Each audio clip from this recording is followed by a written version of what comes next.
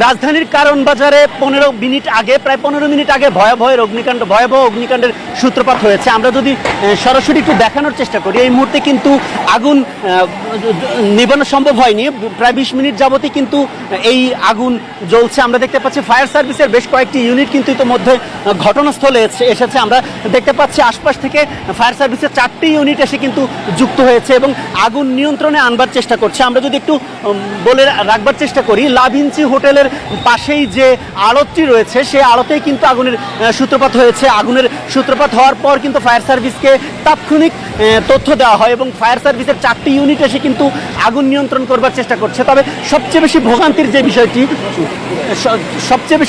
যে বিষয়টি সেটি হচ্ছে যে উৎসুক জনতার ভিড় কিন্তু লেগেই রয়েছে, যে কারণেই কিন্তু আসলে ফায়ার সার্ভিসের যে টিমগুলো রয়েছে সেই টিমগুলো কিন্তু সঠিক সময়ে এসে এবং আগুন নিয়ন্ত্রণে আনবার জন্য যেই কার্যক্রম সেই কার্যক্রম কিন্তু পরিচালনা করতে কিন্তু কিছুটা বেগ পেতে হচ্ছে, যেমনটি আমাদেরকে জানিয়েছেন। এ পর্যন্ত আমরা সর্বশেষ যে তথ্যটি পেয়েছি যে ফায়ার সার্ভিসের 6টি ইউনিট কিন্তু এই মুহূর্তে এসে আগুন নিয়ন্ত্রণে আনবার চেষ্টা করছে। আমরা তথ্য পেয়েছি 10টার কিছুক্ষণ পর কিন্তু এই আগুনের সূত্রপাত হয়েছে। আগুনের সূত্রপাত হওয়ার পর 5 মিনিটের মাথায় কিন্তু আশপাশ থেকে কয়েকটি ইউনিট এসে যুক্ত হয়েছে এবং আগুন নিয়ন্ত্রণ করবার চেষ্টা করছে। আমরা কিছুক্ষণ পরপর দেখতে পাচ্ছি যে ধোঁয়া বন্ধ হয়ে যাচ্ছে এবং ধারণা করা হচ্ছে আগুন কিছুটা নিয়ন্ত্রণে আসছে। এমনকি ধারণা করার পর কিন্তু আবারও কিছুক্ষণ পর সেই উৎপত্তি স্থল থেকে আবারও আগুনের ফুলকি দেখা যাচ্ছে এবং এখানে যে টিন শেড যে আড়তগুলো রয়েছে সেই আড়তগুলোতে কিন্তু